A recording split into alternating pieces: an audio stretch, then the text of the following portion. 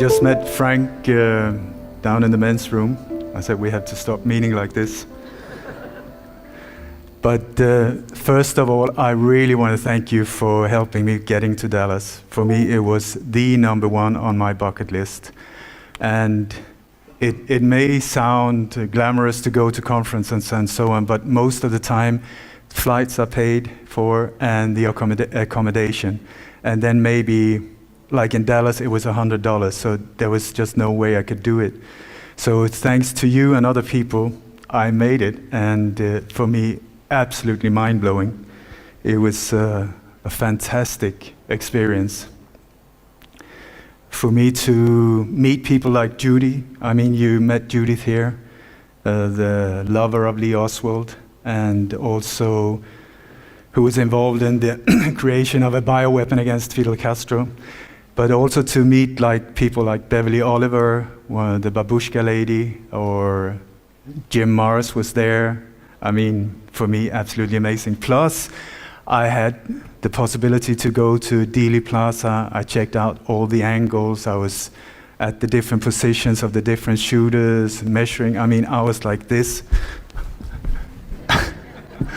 checking angles, making my sweetheart totally embarrassed. I said, this is my time, please back off, and I will join you in like 15 minutes. Until then, I will keep crawling around.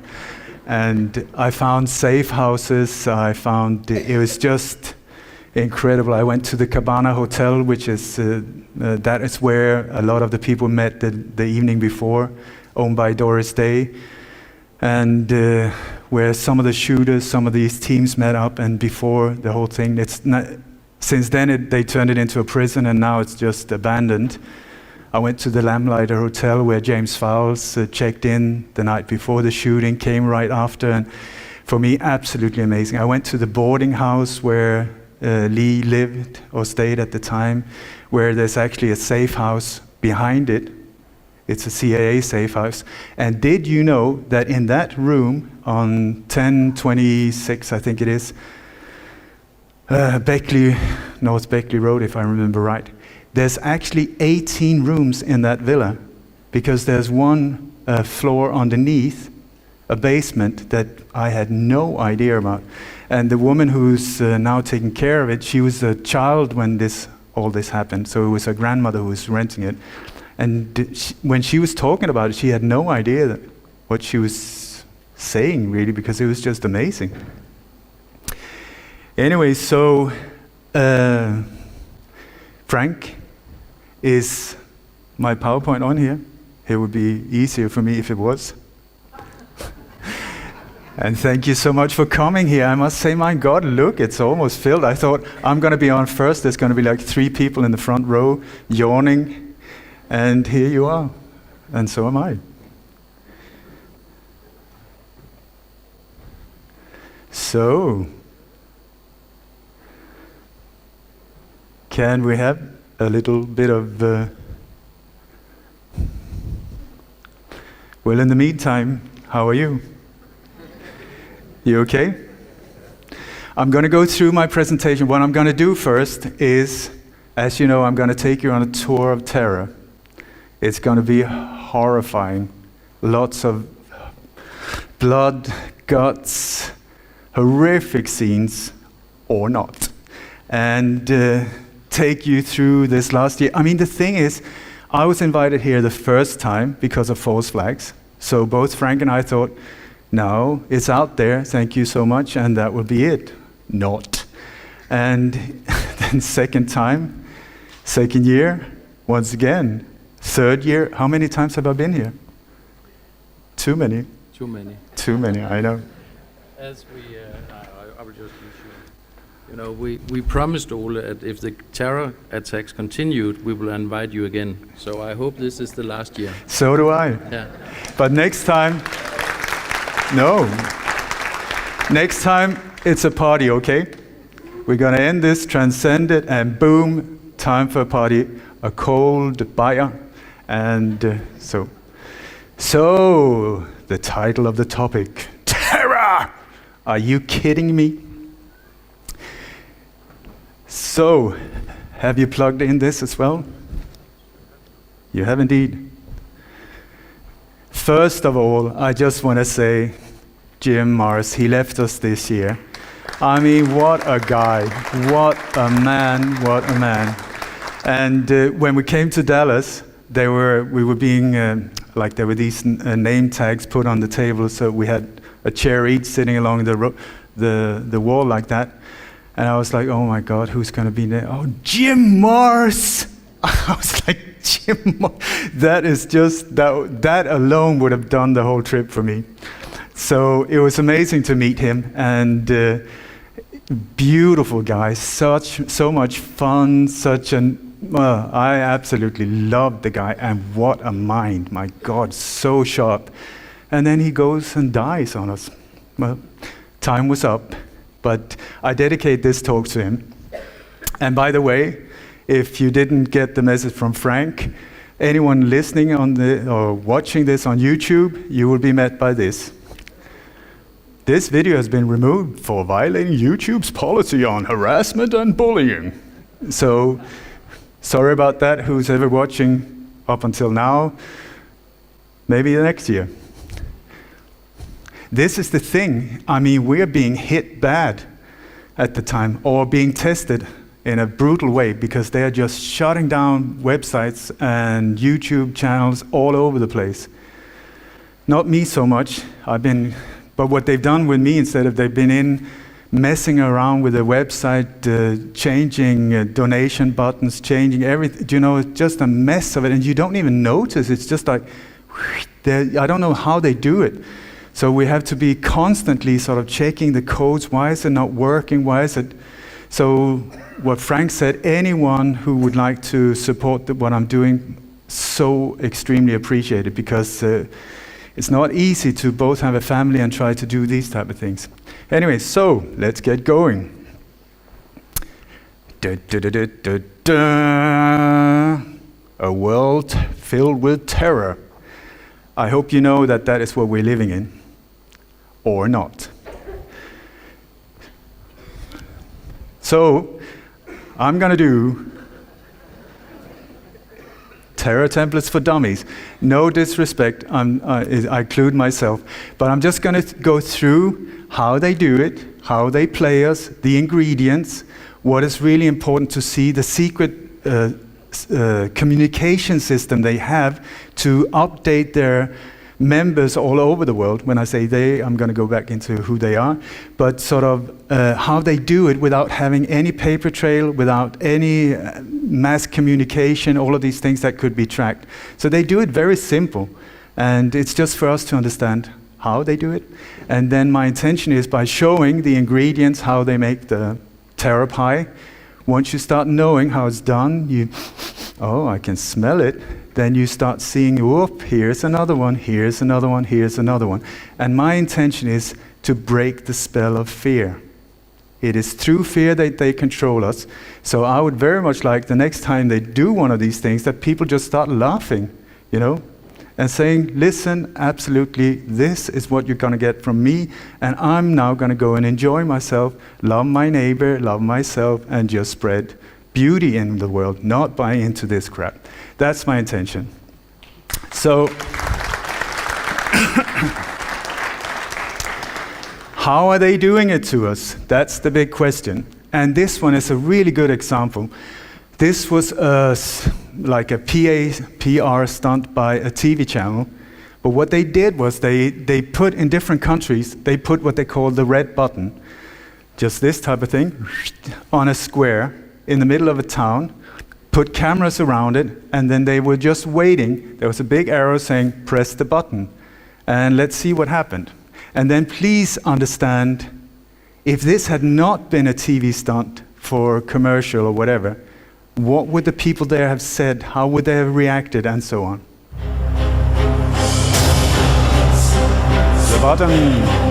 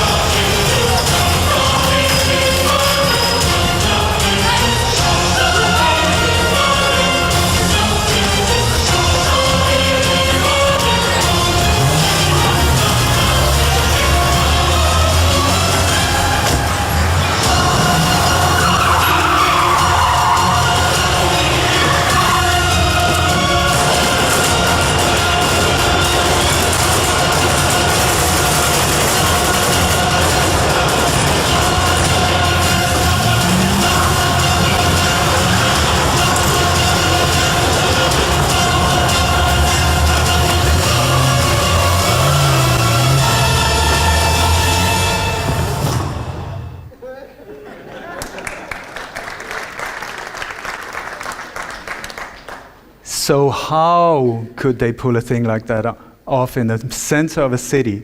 They would never be. Or this was right in the center of a city. Had it not been for this one, what would people have said?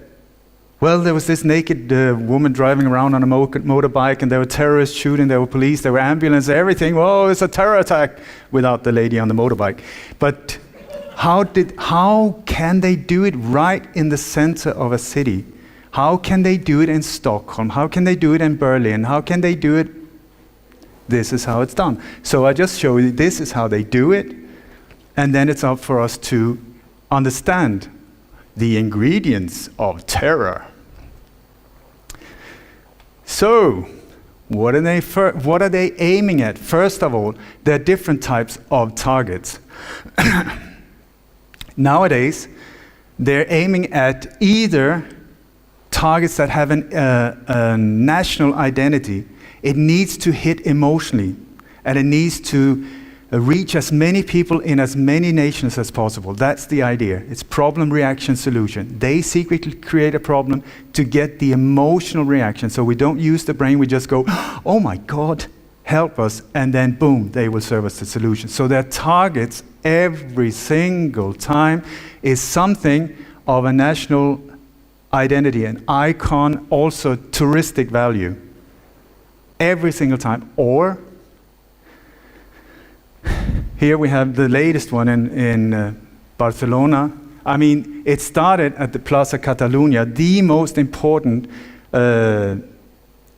square in Barcelona, the point in Barcelona that is central for the liberation of Catalonia. That is why they hit that place recently. And that's where the van is said to have started, and it ended parked right on top of Juan Miró's ceramic artwork that is also super, super famous for Barcelona. And in the middle of it all, La Rambla, the most famous touristic street in Barcelona. I'm just showing this is the type of targets they're using. Or it's some kind of center when it comes to transportation. It is like train stations, airports, bus stations, communication centers, or vehicles of transportation. It would be trains, planes, ferries, cars, rental cars, vans, trucks, these types of things. I'm going to come back to why. So it's either a target that is iconic, that is important for that country, and they're running out of targets, by the way. So they've used all of them, so they don't know what to do now. So now they've started changing into arenas that have the same power of emotional impact. So it's football teams or rock concerts, pop concerts. These are the ones that they're aiming at. And so, like a concert, Ariana Grande, how can they control? I mean, like there were 21,000 people there. That would be the worst place ever to do a thing like this. Yeah, if it was filled with 21,000 fans, did you see them? I think not. So how can they do a thing like that? Well, the thing is, for instance, in Manchester, what I suggest they do, they control the company that is there with selling the tickets and the security. The company was called Showtech. So what you do, I suggest, I speculate, but this is what I think they do. Nowadays, most tickets are sold online. So what you do is you say, Ariana Grande, we will release the tickets at 12 o'clock. And at 12 o'clock, you block the lines. Engaged. So everybody who's there, I want to go and see Ariana Grande. Oh, it's occupied, it's busy, the signal is busy. After 2 hours, you say, sold out, sorry about that. So everybody thinks, well, I tried, but it was sold out. And then we're being told there was 21,000 people there. I would suggest it was totally empty. You check the parking lots in the area, you check the footage of when people are rushing out. There are just a few videos about with any kind of movement, any kind that directly connects it to that concert and so on. So I think that is one way they do it. So just because they say it was sold out and so on, don't buy it. At least check it out. And nowadays also you will see that many of these artists have the same managers. One of them, Ariana Grande's manager, what's his name? Booster, Scooter. Anyway, he had a private meeting with Benjamin Netanyahu 2 weeks before this concert. Go figure. And many of them have sold their souls for success really, really bad when you see in the behind the scenes of these type of things. Listen to Mark Devlin. He's one guy that is really focused on exposing these type of things. So, the ingredients. The drill, always there. The drill, when it comes to terror, is there for them to be able to get vehicles in positions, crisis actors in positions, marketing agencies, directors, catering, makeup, all of that in position so they can close off the area. They put it out there saying, tomorrow we're going to have a security drill at Nørreport Station, would be one of them, where for your security, of course, and they're going to put a nice pretty face in a uniform saying, but what they're doing, if they're up to something bad, it's not all the time that they are. Sometimes these security drills are there for our protection. Many times it's foul play. Here we have Stockholm. The thing was, I really believe that the attack was aimed at Copenhagen. I went out big time warning about, I had incredible people here on location because I'm in Spain. They were here with cameras, they were checking the bus lines, they were checking everything because it seemed like the target was going to be these new towers right opposite Tivoli on the 9th of April. I've done many interviews about it, so you can find out why. But instead, when we started pointing that out massively, I was on 24/7, I was on the internet with people on location, updating us and directing people to try and avoid this whole thing. And then boom, instead it happened in Stockholm. Anyway, but here also they had these security drills. There were several drills in Sweden with the exact same theme that then happened. Police, military, hospitals, you name it, fires, all of them were including the media. So what you need is, you need to control all parameters of that area. So how do they do it? It's identical to a film set. So the thing is, it's identical to if they were going to do a film shoot for Coca-Cola. Here the product is terror. And they don't care about the people on location. I mean, there's so few. Should there be a bomb that went off outside here, how many people would see it, even if we were in here? How many would be? But all of us would be affected, and then it would be Copenhagen, and then it would be Denmark, and then it would be the rest of the world. They aim at getting out through media that they control to a large extent. So the whole thing is set to get the outlet through media. And it's at these drills also that a lot of the footage that is used as live footage is not. It was done during the drill. The drill is like a rehearsal thing. So they take these high quality photos, they do a lot of the filming, and then boom, now it happens. No, it didn't. This is from yesterday. You will see people like Nick Kollerström, just so you know it, he's here among you. He's one hell of a guy when it comes to exposing these things. I'm going to tell you about him and Scotland Yard afterwards, because that is one of my favorite. And so the thing is, what they do is they pump out and say, now this has happened in central Copenhagen. And they start with a film, maybe footage that is from right now, and then they mix it with the prepared footage from the drill and mix the two of them so that you think, oh, it's live footage, but check out the angles of the shadows, check out the skies. I mean, suddenly you have a massive, big, beautiful cloud in one of this footage, then you have the next cut. Where's the cloud? It's gone. Yeah, because it was not filmed at the same day, and so on. They're playing with our minds. That's the whole thing.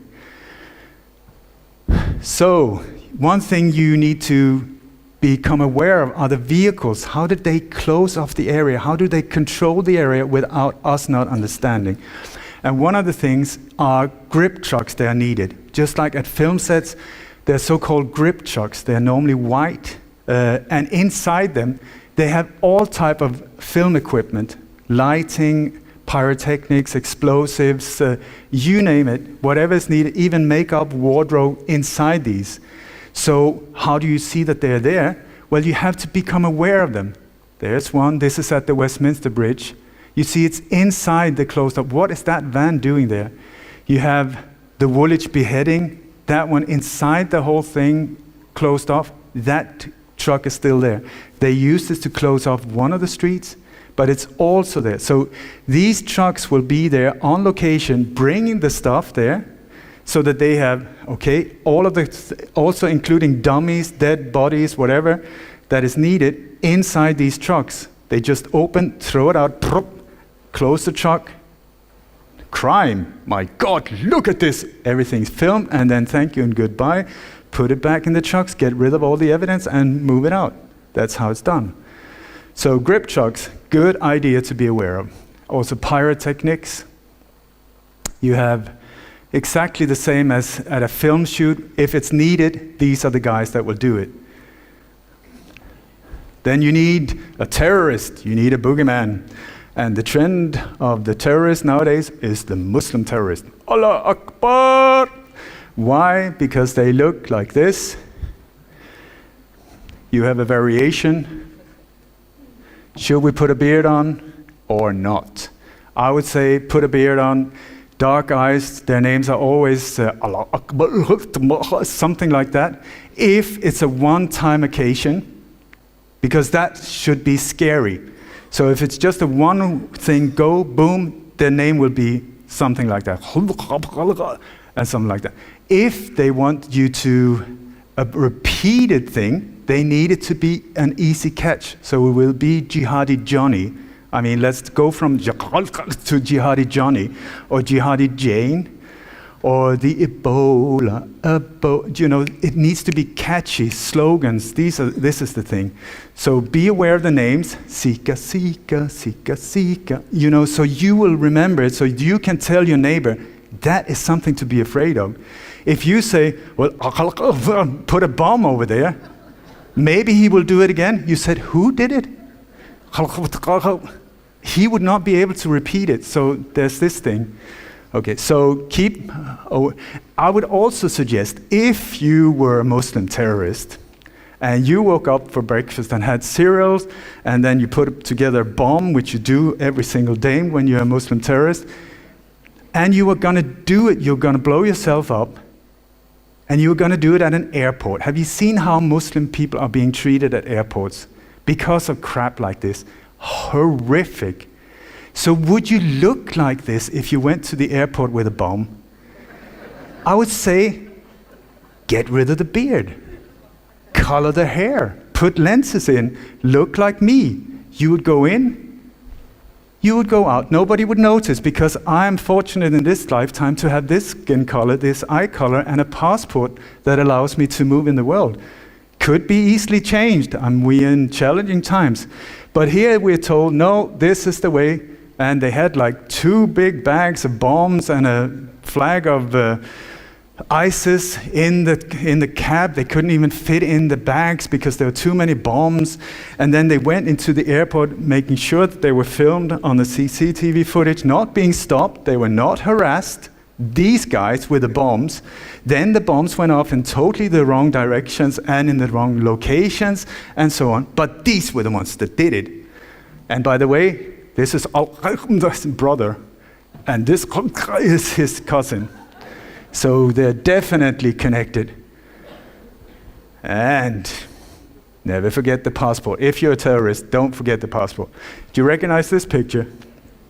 This was the picture that, in the eye of the public, totally set up Lee Harvey Oswald. Because, of course, as all assassins, you take a photo with a gun and a paper with today's date so that you can make sure it was taken today. Look at the photos, look at that, and I am the one going. So here we have the modern version. This is the Bataclan one. I mean, he is a real thing because he's got a beard on. And the ISIS flag and the Quran. All Muslims have the Quran and have to show it at all times, if you didn't know. So they will leave it in the car together with a VHS cassette on how to fly a Boeing 707 or whatever is needed.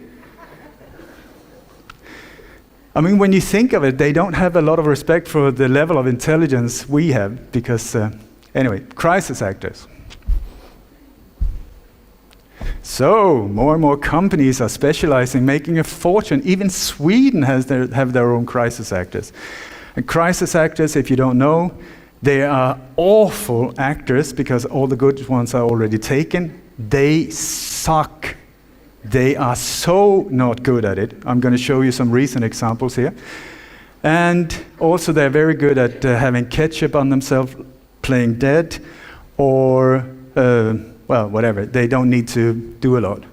You also have companies that are specializing now in dead bodies, dummies, dapper cadavers, very good. They're very, very good looking nowadays.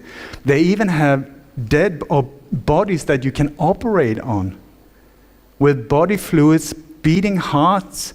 They have robots. I've seen in NATO now in this beautiful time on NATO exercises. And by the way, Denmark, get out, come on, really. Get out. What is that? This is an organization of pure terror. It really upsets me that this beautiful country is involved in pure rape and plunder of other nations. I mean, not okay. Anyway, so they have these things, and they even have robots where you can see on YouTube, they've got different things with helicopters. They put in these blown up bodies, but they're robots, and the body limbs are going like this, and they're trying to hold it down.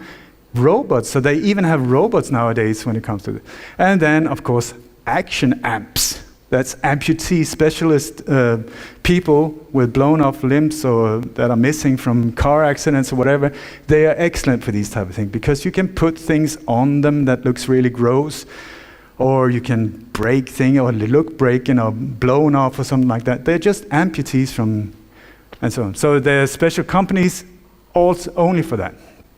So here, just because you want some recent thing, I will now introduce you to an awful crisis actor. She was just a day or so ago, there was a shooting in the US. What I'd normally do is I turn down the volume and just look at their face. Look at her. She has just had her best friend massacred in front of her eyes. I mean, poor girl. Can you see there's something wrong here? Would she get an Oscar? I think not. And she keeps looking at someone here that is directing her. This is the thing also. So this is a typical crisis actor. And here they also use the same. She's one of my favorites. She lives in Sandy Hook.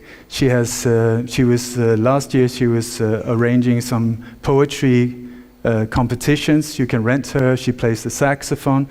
They're not hiding. These people, it's in your face. And she's been at least 5 different individuals. And here, one of the dads from the Sandy Hook shooting, he was also in the SWAT team, walking around with a gun held upside down. I mean, these people do not know what they're doing. But they do appear on Oprah, they do appear together with Obama and so on. And you would think like people who are in power positions like Obama or whoever it is would have advisors that would be a lot better than me saying, don't buy that crap because that is fake. So why are they supporting it? You have to ask yourself, why are they backing it up? Because they're in it together. Here, oh no. Different names, how strange is that? And she was killed first, and then that was in Sandy Hook, one of the teachers or headmaster, whatever she was killed there, and then she was in the Boston bombing. But she was only wounded there, thank God. Whew. Here we have in Brussels, look at this, I've been more or less on location on all of these places with an undercover photographer. Look at this woman here making a phone call. I've been sitting here, and this woman, I know that there's some not super, but I tell you, when you make facial recognition thing, it's a match. And she's one of the women, or she was one of the people filming what happened in Stockholm. I'm going to come back to these things because they just play them around. So here, do is what we're watching. Phony fake shows starring trucks, cars, guns, fake blood, moulage, and actors. written by liars, directed by passed off as real events, and so on. Excellent description. And do you remember these two, my all-time favorites from I've showed it several times, so I'm just going to point out, I mean, that looks really awful.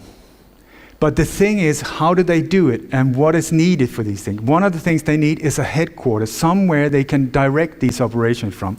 And here you see, these are the two from Oslo. Here's the government building. Please notice that door. This is where they came out, and then they walked like this after the explosion. But on that side, on the back of this building, I've been there, on the other, there's an exit on that side. And where does that exit go? It goes to the public library.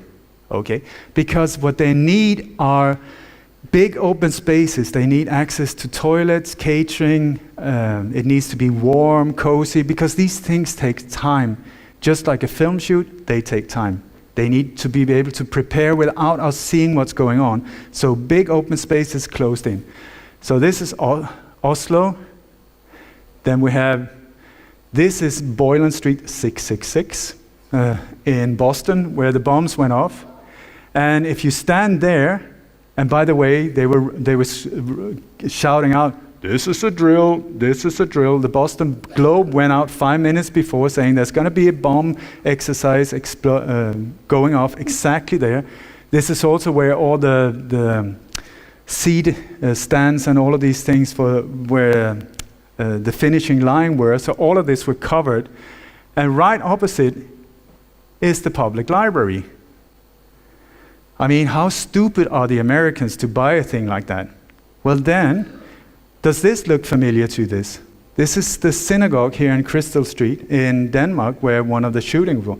If you stand there and you turn 180 degrees, what are you looking at? The public library. Welcome to the club of the asleep.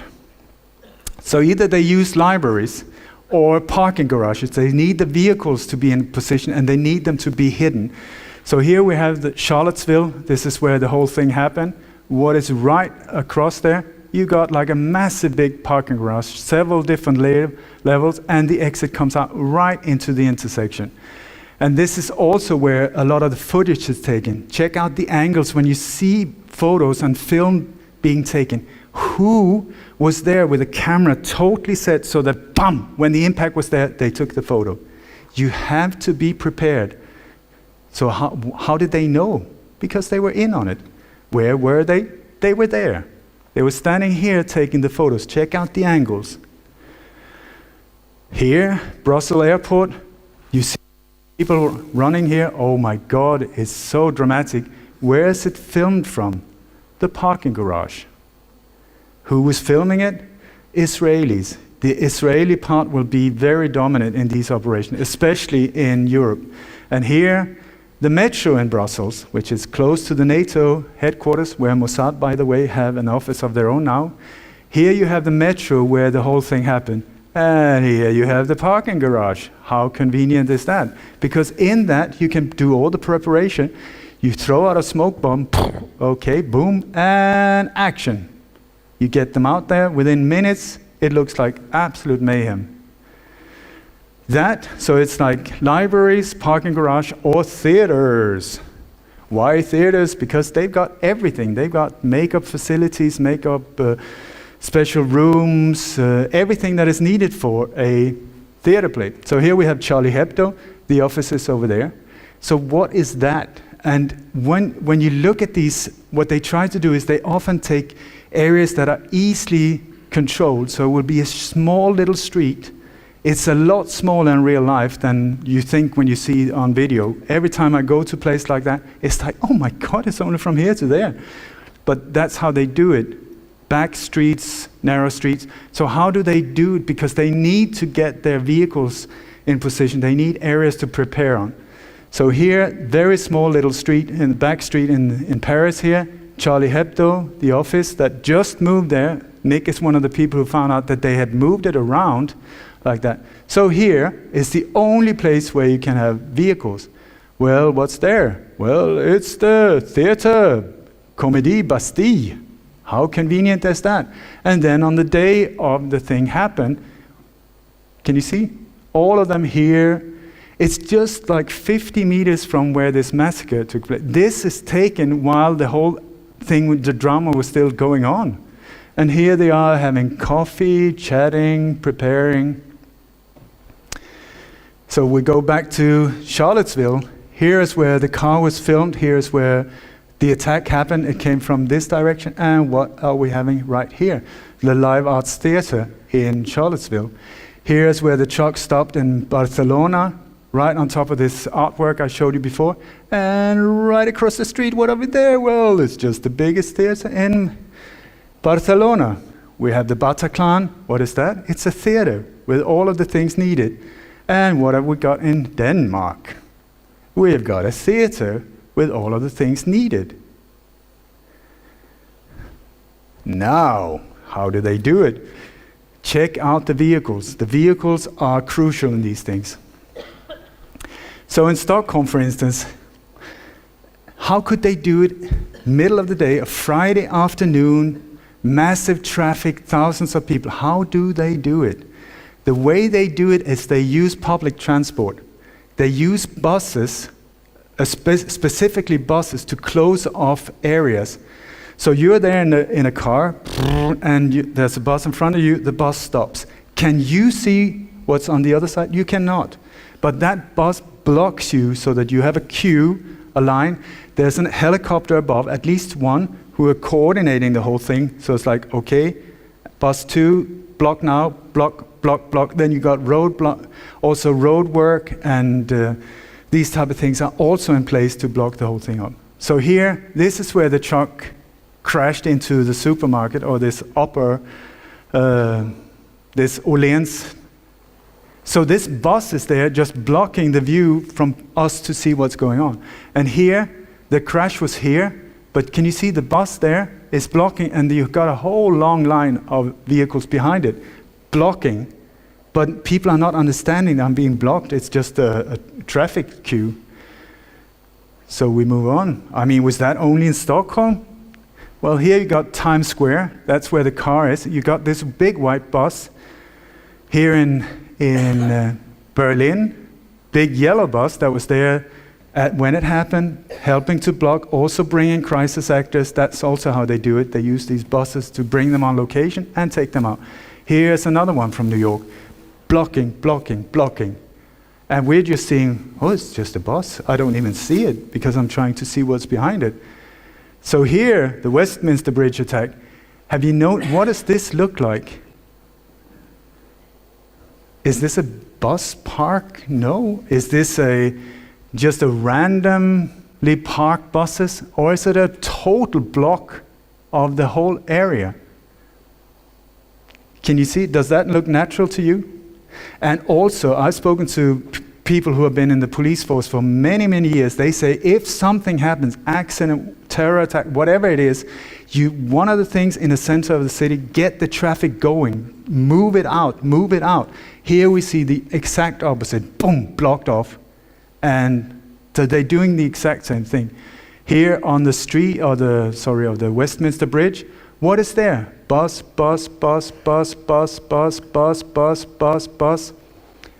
All of them. Why are there not like hundreds of cell phone videos, mobile phone videos? There should have been hundreds of passengers on these buses. Where are they? All of them were empty because it's just props. But it looks very dramatic. Here we have the London Bridge attack, not the same attack. What is that bus doing there? It's just blocking the whole thing, and I'm going to show you what happened here behind that bus a little later. And here we have the Woolwich beheading, where they used 2 buses to block that street. That one was blocked there, so the traffic was blocked out, and then they had the grip truck there blocking that street. Block. And we don't even see it happen. Then you have the ambulances, because they're there to save lives. So this is in Oslo. This is normally the way you park ambulances. Or you got the Westminster Bridge. Is this, we have an ambulance driver here, Mass. Is this the way you normally park? Would you not get your ass fired if you parked your car like that? Because what they do is they totally block these vehicles to get out. And by the way, where was the hospital? I mean, it must have been way down the road because of all of these ambulances there. The hospital is there. And the Marriott Hotel, do you remember the Bilderberg meeting here? And that was here at the Marriott Hotel, where the Bilderberg meeting group met. Or Chantilly, Virginia, where they met 4 times now, which is just a stone throw away from Charlottesville, by the way, and the headquarters of CIA in Langley, and the White House. Marriott Hotel, same home. So here hospital, here Marriott Hotel. So where did they carry all the dead and wounded? I would suggest here, no, they went that way. All of them, including people that were there helping, went in here, where the police or people in uniform were kind enough to hold up the plastic cordoned off area. Please enter, because that was where the headquarters of that operation. Where was a lot of the filming done from? The Marriott Hotel. So they love the dates and numerology because they're into bizarre things. And the 22nd is a date they just love. There's so many of them. I can make this list so long. And also what they do is on the anniversary of what happened the year before or the year before. So you have to be aware of, oops, we're coming up to a new date, and are there signs there? I want to point out today also, what is the date today? It's the 16th of September. There's been a lot pointing towards Holland, the Netherlands, in these hidden clues and so on. And there's a massive big marathon in Holland called Dam to Dam. There's been a lot of strange things about the Red Cross and false flag preparations or crisis preparations and so on. There's also a marathon here tomorrow as well that could be coordinated, because I'm going to show you that they're aiming at coordinating attacks at the same time in different countries, even different continents at the same time, but being carried out by the same individuals. So I told you it's going to be gruesome. So prepare yourself. Now this happened yesterday. Whoa. And the bomb was actually filmed. Okay, are you prepared? Hold your eyes. Anyone under 18, please close your eyes. Here we go.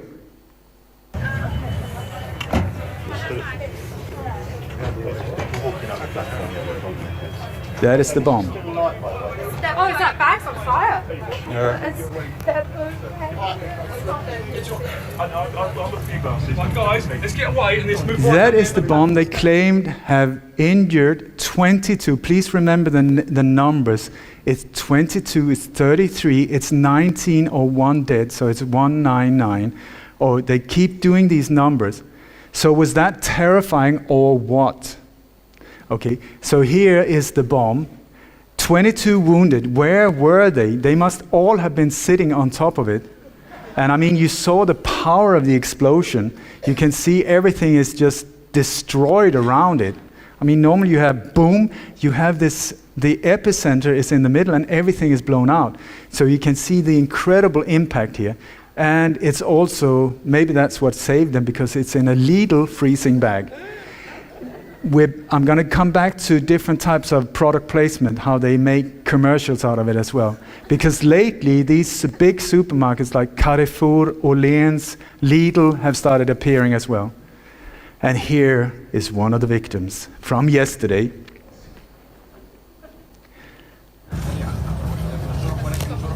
She's being escorted by police in front of the press. I mean, has she got like a bad tooth? Doesn't it look like one of these from the 1820s? Like she had an operation on a bad... Okay, so this is what now, don't laugh, because yesterday you had military surveillance on one of the big bridges in Denmark due to this crap. Built on this crap. A new terror attack in London, my God, now we need to do. Yeah, really? Really?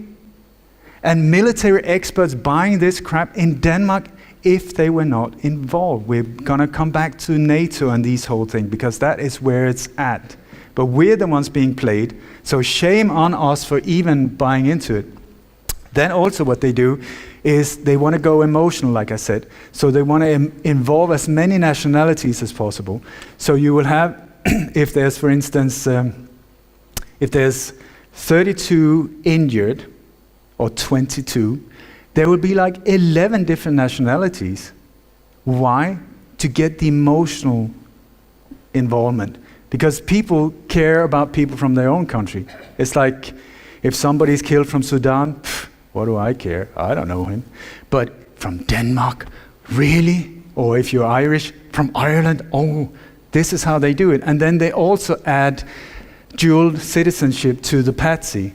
So now it will be he's German Afghani or French Tunisian, or now we had in Barcelona, he had a Spanish passport that he just happened to forget, but he was Moroccan, of course. So, same script. It's like, come on. Somebody said to me, I feel sorry for me every time these things happen, because it's like, again, really, again, Allah Akbar, oh my God, give me a break. But you have marketing agencies involved, because for instance, like Charlie Hebdo, Je suis Charlie, what is that? Is that the first thing that comes to mind? Somebody shot someone in Paris, Je suis Charlie. What? I am Charlie. It's a slogan. It is a slogan. And by the way, everybody went down home and printed out things on their computer saying, Je suis Charlie. Would you not, since you know the prices of ink cartridges, would you not print black on white? Would this not be quite expensive?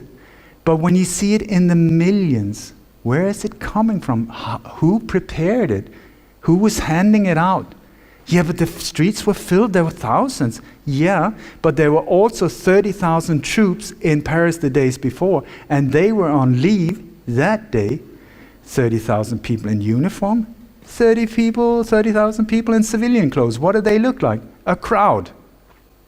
Who's handing it out? Who was handing out the candles here in Copenhagen when it happened? Same candles being handed out in the thousands for free. Who were handling out their candles? They are part of the operation.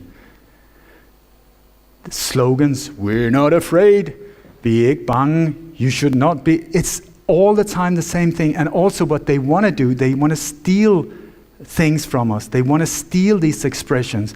Forgiveness, love, compassion, these beautiful things that I totally stand for. They hijack them.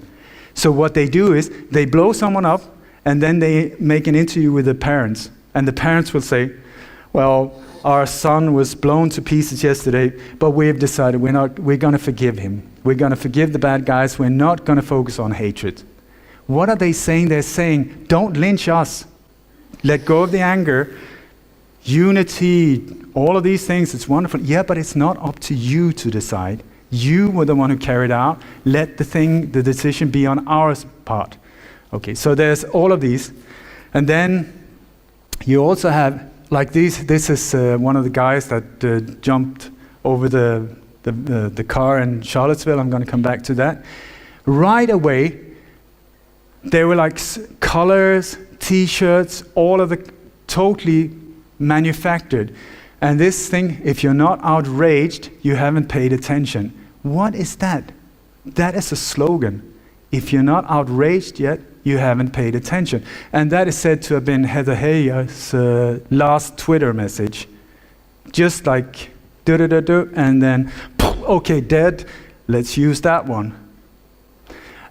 Questions afterwards, please. So, nowadays, how do they do the marketing?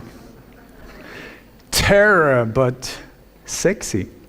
And so, we know who did it because they dropped the passport. So we don't have any kind of free thinking. It's just like boom and ding. And what they do also is like they're trying to make it sexy now. If you notice, there are more and more terrorists lying around in their underpants. More and more victims showing more and more skin. I think not by coincidence. They're trying to sort of get it into. Emotional impact. How do they do it? That's how they do it. Would it work if they blew up this building? No, sorry, we're too many that are too old. Too many men, doesn't work. It's not the same impact. Blow up a tractor? No. Old cows? No. No. Old people's home? No, wouldn't work. Women and children, that's the one. Nuns, nurses, sometimes preachers. If it's a male, it will be a preacher, a vicar or something like that. So that's how they get the emotions going. And then the same crap here, you wouldn't be able to see, where is that? Is there any difference? Yeah, different countries, different continents, exactly the same theme. And what they also try to do is, in these photos, there will be multiple religious, what do you call it? There will be a Hindu, there will be a Sikh putting out flowers, there will be a Muslim, there will be a Christian, and the Pope will stand and hello in the background. They love doing these as, I would say, as part of the whole thing, because boom, and then forgiveness. We have to stand united. That's how they play us. Once again, same players. I mean, here, this is the Swedish Prime Minister, Bilderberger. How confusing or surprising. Here he is shaking the hand of this individual, a Swedish police officer. You will see at the operation, he doesn't appear anywhere. I've checked that one out from all different angles. That guy, as far as I know, wasn't even there. But he's shaking his hand. And here he is, or I don't know, but that's at the Brussels airport in a pilot's jacket. And also they have this incredible tendency to be in more than one of these events. Do you know, like this guy, he was in Manchester, and then he just happened to be in Barcelona. Bad luck. Then you have this one, 3 ones in 3 months. That's Paris, Barcelona, and the London Bridge. Bad luck. Really, you have to say that this is not a good sort of part of the 1/4 of a year. 3 attacks, and she was at all of them. There was one guy, a mathematician, he made a calculation, I don't know how he did it, but the chances was 1 in 12.3 million. So, and then also the way they play us, because they put these clues out there. Her name is Julia Monaco. Julia Monaco. So these are the type of things that leads to the next one. So I'm just going to say, if there's going to be a hit in Monaco, this is, anyway. So she had a bad drop. And by the way, she's from Melbourne. If you notice that when the hits are in Australia, there's very specific countries where these things happen. It is Sydney or Melbourne. She was from Melbourne. And here, also using the same players, the guy in Stockholm, right after the truck attack in Stockholm, there was this ambulance driver that, since there were like 5 people injured, they said, we need to set up a headquarters here. There's not enough ambulances. 1, 2, 3, 4, 5. So we can't move them to the hospital. We need to fix it from here. So they used a spa right on this pedestrian street. And the guy organizing it all, his name is Kenneth Lavrell, you know, and he said, well, there was in total 150 people involved in the accident or affected by the accident. What he actually said was there was 150 people involved in the operation. And this guy just happened to be the same ambulance driver that picked up the body of Olof Palme when he was shot, and picked up the body of Carl Fredrik Algernon, the war material inspector that was also deeply involved around the assassination of Palme. They're recycling. Using the same people. Okay, so eyewitnesses. How can someone like me say, you know, I know there were people that saw it, so how can you say that this is set up? I mean, come on. Well, I would suggest, when you look at these operations, which I've done too long, you will see that eyewitnesses that have actually seen it, because I know they've seen it because they appear in media, in international TV, newspapers, radio, they say, I saw this. Okay, so that's an eyewitness. Okay, they are either connected to media, they're some kind of journalist, radio journalist, TV, any type of media, or they have some connection to film or theater, or they have some kind of connection to the government. Can that really be true? Okay, let's see the Stockholm one. I'm going to say tick when it ticks one of these three boxes, okay?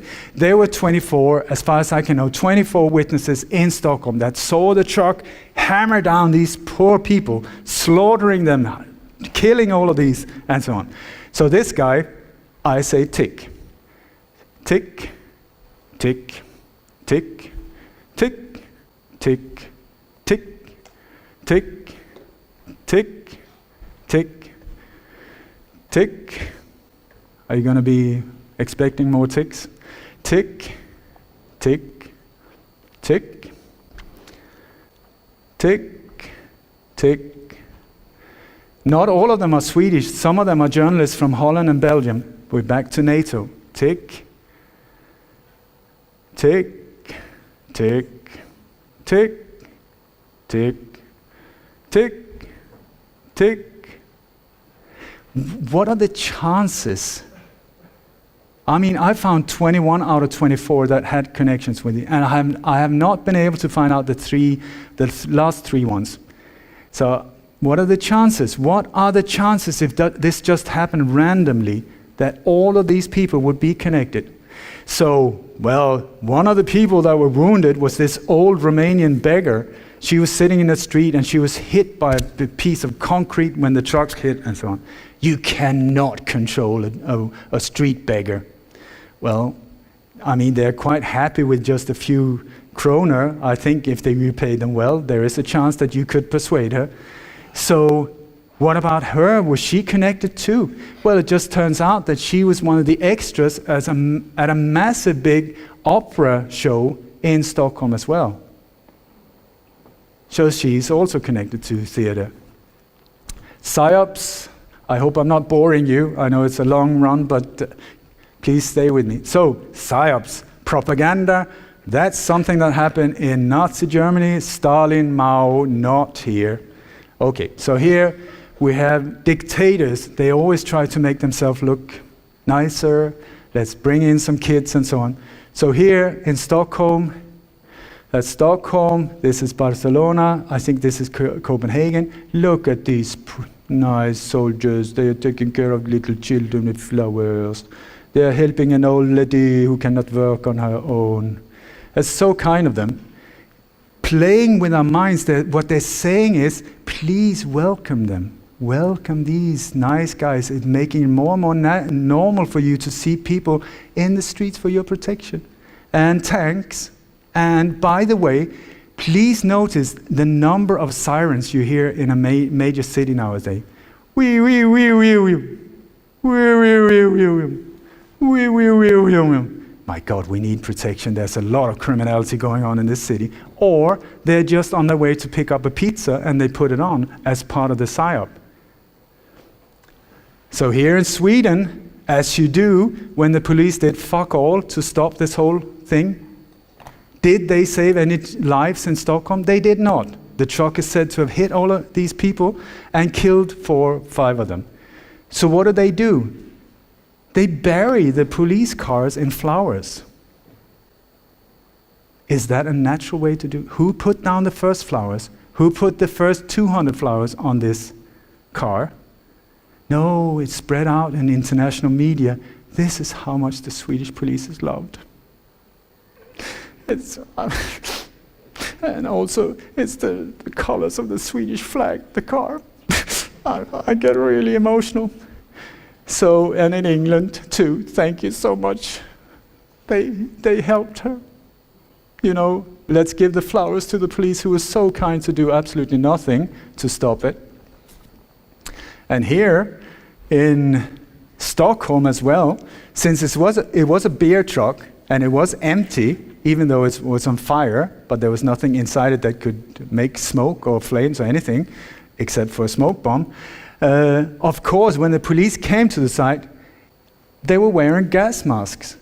Why? Because at that point, the whole idea was to get NATO countries involved and supporting attacks on Syria, where the gas attacks were, back to the PSYOP.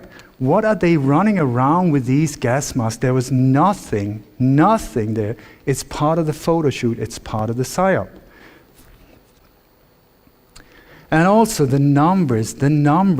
In Sweden, there was the attack happened in 1453. It was almost like a mantra, 1453, 1453. Who cares? Was it 7 minutes to 3 or not, or 2 or whatever? 1453. That was the year of the Holy War and the clash between the civilizations, the big religions, you know. I think these are part of just playing it boom into our head. Boom, boom, without us knowing. We're just sitting there as veggies in the sofa. Oh, I had a long day. Boom, boom, boom. Turn it off. There's this beautiful thing on the remote. It's red and it says off. That black thing is like a sewage opening into your house, into your home, and you're using it as a babysitter for your kids. I'm guilty as well sometimes. And then this thing, the new normal, this is in Barcelona, this is in Nice, this is after the Westminster Bridge. You will see these things happening all the time where normal people, hands up, and then the police are there with military. What is that? It's part of the PSYOP. Give up. Give it up. Surrender. There's no way you can do anything. Even inside there was even inside the Notre Dame church, people are sitting hands up inside the church. I mean, what is that? And then product placement. Do you know, while we're at it, when we have this terror, we got this massive audience around the world, let's put in some product placement. Let's make an extra few billions. So, of course, we have this, what would that it was Friday afternoon, and what are you longing after a long day, a long week of work? How about cold beer, maybe? Well, there you go, boom. And the owner, high up Freemason of Spendrups. Here you have the 7/7 bombings, where this bus is said to have been blown up. What was on the side of it? You've got this massive big banner, no text, an explosion, and a Coca-Cola bottle in the middle. What is that? Product placement. You will see it again and again. Look in the center of the image. Sharp, it's always sharp, but sometimes it's sort of like, so that you'd think you're looking at something else, but it's there, right in the middle. And you can ask any psychologist or whatever, when it comes to marketing, when people are open emotionally, you can affect their subconscious. So that's when they hit you. And then, I must say, we have this incredible technology nowadays where laptops and cell phones can save lives. So this one was at the Bataclan outside the stadium, where this cell phone, it saved his life. There was a piece of shrapnel. He was walking down the street. Boom! Oh my God, Samsung. What would I do without it? Here, like you have, when people put off a Kalashnikov, pull up the laptop and you will be safe. And that one was in Manchester, that one was at Fort Lauderdale, and this was for the Bataclan. So it works international. Thank God for that. Then you have backup, of course, with companies. Like I would say the next time you see ISIS, or whatever you want to call them, the boogeyman of the time, it's just an upgrade of Al-Qaeda 3.0, something like that, and sponsored by Toyota. You show me one image of ISIS and there's a vehicle in it and it's not a Toyota, I will almost cut off my arm. Sponsored by Toyota. And then you have to ask yourself, I've been suggesting this for a long time, why don't anyone contact Toyota and say, what the hell are up with you guys? If this is the biggest threat in the world at the moment, terror threat, why are you selling all of these vehicles to them? It almost feels like you're supporting them. So somebody did that. They contacted them and Toyota said, we don't know. And so they started tracking down who actually bought these Toyota, and it turned out that it was the US State Department. How confusing is that? So Leaving clues. It is very bizarre because according to insiders, I've been told that the way they interpret the law of karma is that if they tell us what they're up to and we do not react, then the bad karma is on our shoulders, not theirs. Which is a blessing in disguise, because then we understand that they will leave clues in the evidence. They are leaving clues for us to see, often right in our face. If we do not react, boom, it's up to us. So I say, let's react. Let's find these clues before. And I think I'm up to, 8 or 10 of these things that I've publicly predicted. Next target's going to be there. I even on with the date and the exact thing up to 1 month before on international radio. Not because I'm super intelligent, not just because I've started to understand this is the language they're using. I'm going to come back to more of this language. So these type of clues that they leave, this is what at the Brussels airport, where I thought, this is such, I was going through thousands, and my daughter is helping me many times going through all of these images. I just thought, this is so bizarre. Why would they paint like a horizontal Eiffel Tower at a cafe? These are the type of clues they leave. You know, the destruction. When you see where this is, if you go to the airport where I've been, this is way out. It's nowhere near where the bombs are said to have gone off, but this is what we see. And then you have what looks like white birds, freedom, they're part of the psyop. So I went out and said, this one, it could be the next one. I'm just going to show a few examples. Then within 1 week, there was an ISIS video that came out with the identical thing. And then at the same time as the Nice attack, on the very same evening, there was an attack on the Eiffel Tower as well, where the whole Eiffel Tower was covered in smoke and what looked like flames. Here, if you remember, I predicted the Copenhagen shooting 1 month before it happened. Thanks to people, I had people here helping me. And this was one of the things that would, right in our face, this was being spread. Israel now, Dublin next. Dublin, there was an attack, a failed attack at the power plant outside Dublin. Then Charlie Hebdo, then Denmark, and then hopefully we stopped the one that was planned in Florence, Italy. But they put it like this, right in our face. And then look at these bizarre things. This was at the Fort Lauderdale shooting. I have not done anything with this. This is from a video footage. Does that look real to you? Is that not manipulated? It's fixed with to push, point to us, see it.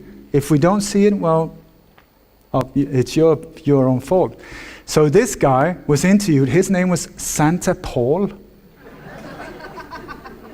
I kid you not. Do you know where he was from? I mean, he's presented when he's being interviewed. Santa Paul from Nome. That's, Nome, the little ferry, from Nome in Alaska. I mean, things like that just say, I'm go like, bam, bam, bam, bam, check him out, Santa Paul. So I was everywhere looking for Santa Paul, Minneapolis, Santa Paul, London. I couldn't find any signs. And then, boom, it happened in Melbourne. This is where the alleged car attack, where he did the donuts brum, brum, brum, before he drove into crowds and allegedly killed people. This is where he did it, and this is St. Paul's Cathedral in Melbourne. Do you see? I didn't get that one, but that is how they point out the next ones. I did, however, point out the next one in Westminster Bridge 1 month before it happened, because this is in Melbourne. This is the car just before it starts going around. The way they leave these clues are often that the camera is filming something before something actually happens. Why are they filming it? That's where they leave the clues. When you see a camera that is just on for no apparent reason, maybe filming like this part or this part, and the camera is just standing. Why is it there? Is the cameraman drunk? No, they're putting things out there. So always look in the center of the image. What are they pointing out? And here there's a few seconds before the car starts driving around, where it's totally zoomed out, nobody knows who's filming it, and right in the center is the Big Ben Tower. So this is where I went out on the 21st of February saying, next target, Big Ben. Then on the 22nd of March, boom, Big Ben. So it's very good to become aware of these, how they do it. So we have a problem, if you haven't noticed. There's a lot of attacks with vehicles. So that's Finland, that's in France, that's Nice, that's Barcelona, that's Stockholm, that is Times Square, that's Westminster Bridge, and that's Melbourne. Can you see there's a lot of vehicles here? So the vehicles apparently is a problem. So the solution, now they're talking about, for our protection, they're going to have energy fields in the cities that will block off so that vehicles can't enter, that will turn off the engine and stop them. What kind of energy fields are that? It's like zzz, zzz. Can I walk without? I mean, what is that? But these are the things that are being pushed in. Also bollards, they love these things that automated. This is part of a prison that is being built up around you. I've seen them here as well. They're very cute and automated, so they can look, you're free. Not really. Yes, you are. Not really. That's how they do it. And here, just to make a point, in Times Square, we put the car on top of it so that it's in all photos. And there you have them. And you even have an instructional video from the company manufacturing them, filming that exact area before the whole attack happened. So, also, so many of these vehicles are rental cars. So I've been like, rental car, rental van, rental this, rental, what is the problem? Here's the London Bridge. Here's the Finsbury Park attack. Here's Barcelona. Here's Oslo. All of them rental vans. So apparently rental vehicles is a problem. Their solution, you will see it coming now, stricter rules when it comes to rent cars and vehicles and so on. So it's like they're and we don't notice. We're just like, I don't feel well. I don't feel well, but I don't understand what's going on. This is how they do it, stepping stones. Tuk, tuk, tuk, tuk, tuk. But they're speeding it up now because more and more of us are becoming aware of it. Also, the solution, driverless vehicles. This is the thing. Now more and more you will see here just within the last few weeks, and you will see it speed up like hell, where driverless vehicles, the solution. And here I thought that was really funny because Scania in Sweden, this is their test vehicles of driverless. There's no driver in these three. They're just driving around on the roads without drivers. And this is the one that was used in Berlin. I think, isn't that quite similar? And here is how it's working. And now you will see again, NATO countries, again, they're testing it, they're pushing it forward. US, Germany, and so on. And then the next step from driverless vehicles are smart cities, where everything will be digitalized, where everything will be controlled for your security. Metros where there will be without drivers. Couldn't happen here in Copenhagen, could it? Yeah, it's already here. Welcome to Blade Runner. All of it will be smart, smart, smart, smart. And just because it's smart, notice how they use these words. Every time you hear smart, smart for them. Turn it around because it's not smart for us. It will be everything from your fridge to your toilet to your bathroom to your... Everything will be smart and reading and controlling you so that they will know everything, including where you throw the garbage. That reads your mobile cell phone. It's like unreal. Not a good future.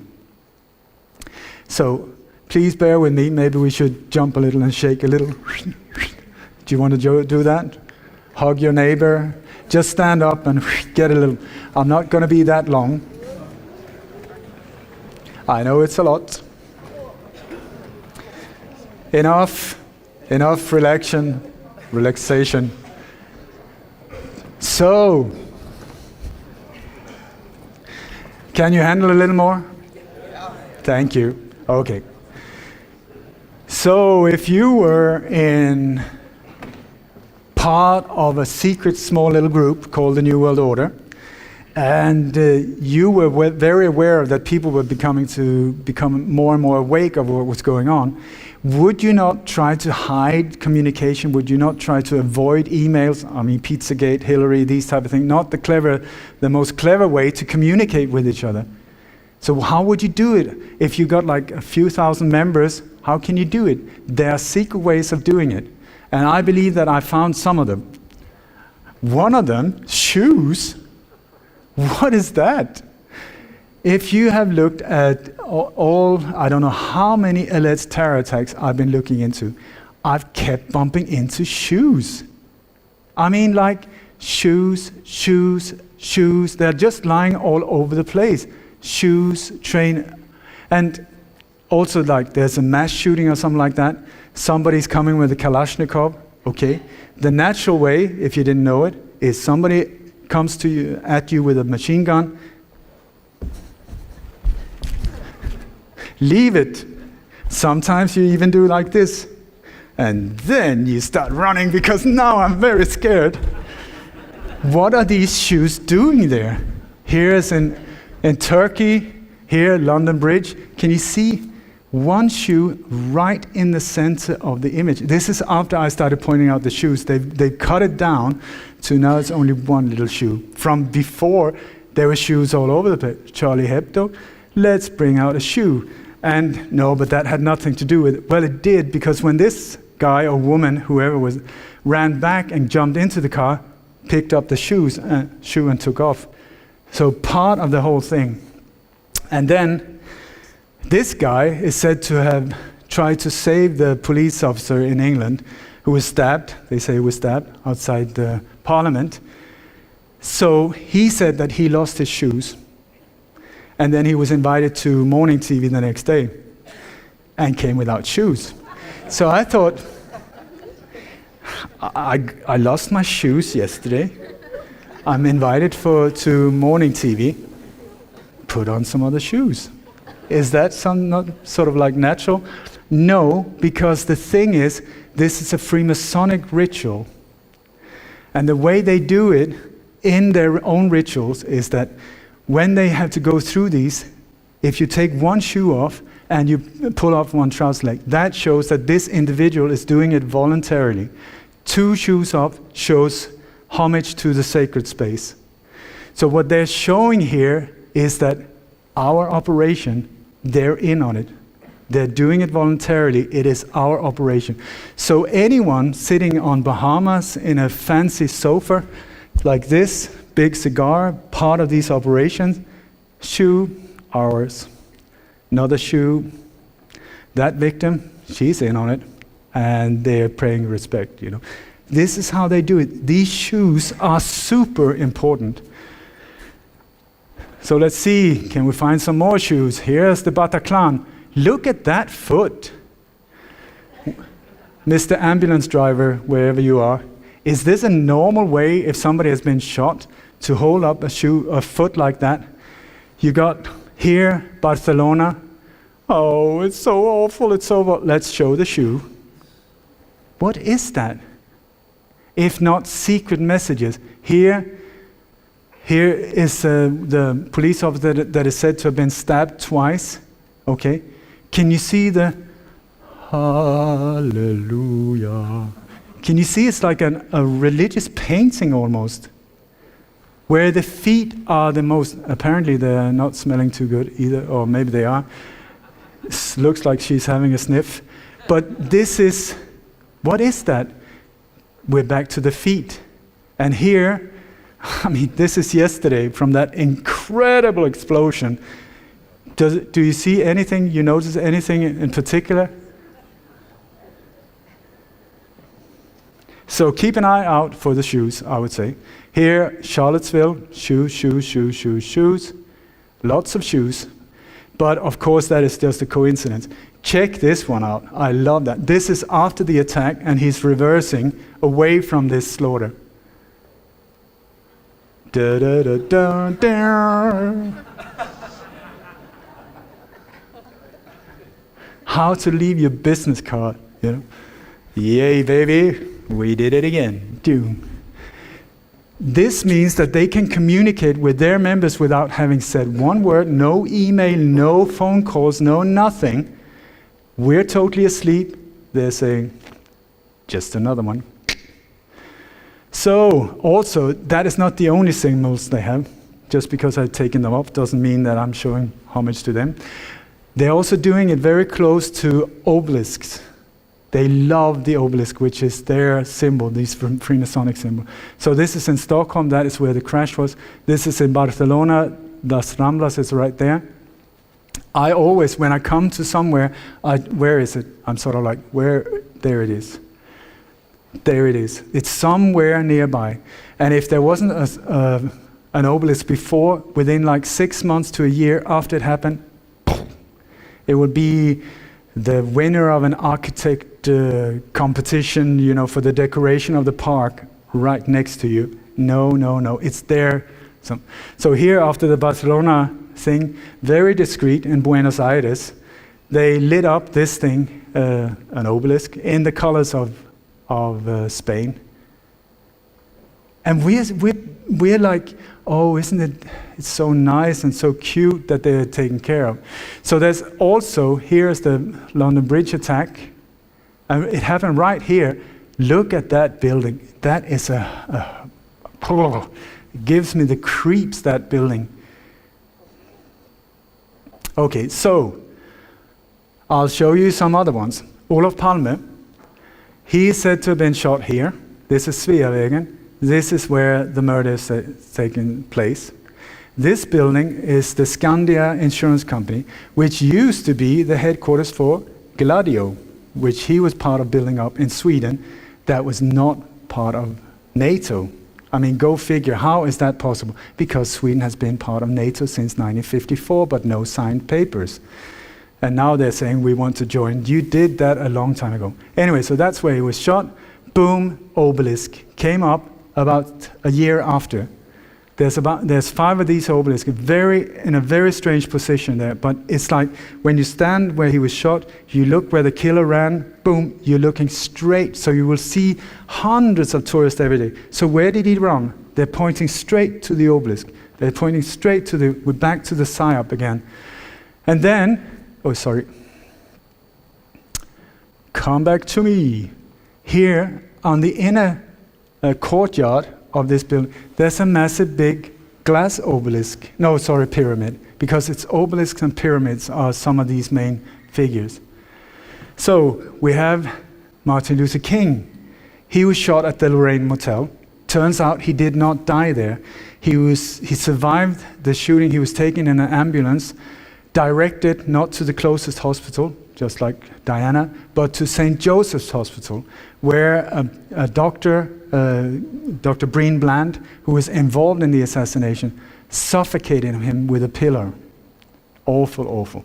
So before I knew that, I was looking for an obelisk in Memphis around the Lorraine Motel, did not find it. But then when I found out that he actually died at the St. Joseph's Hotel, I checked out that area, and what do you see there? Here's the hospital where it used to be. Have you seen this discreet little building? It's only massive. Massive, in your face. Nobody understands what it's doing there. And so thanks to you, I was in Dallas. Incredible, incredible. So I was looking, obelisk. Yes, there's one obelisk, but that was there before the assassination. But I was looking, there's a lot of Freemasonic symbols in Dallas. So this is where he was shot. If you remember Dealey Plaza, it's like it's in a pyramid shape, like this. This is where he was shot. When you go to the exact point of the pyramid on the triple underpass, which is where I'm standing now, very, very symbolic for the whole thing when it comes to their way of seeing it. What do you see there? Do you see anything now? I've taken something away with Photoshop here, because when you're standing at exactly that point, this is what it looks like. Can you see that one? That's the top of the Wells Fargo building. But it's only when you are standing in exactly that angle, boom, then it appears like that. Playing with our minds. So, color code, another secret way of them telling us what they're doing, or telling themselves, informing themselves, communicating. So color codes, which is for the CIA, they've used it for many, many years. A few years ago, you had the spring, Arab Spring, the green revolutions in northern African countries, where it turned out that through Facebook, it was the CIA, Mossad, the same old suspects that were arranging these revolutions to get rid of people they couldn't control and get their own puppets in. Then it went on orange. It went to orange in the Ukraine. They did the same thing there. And now we're in Europe.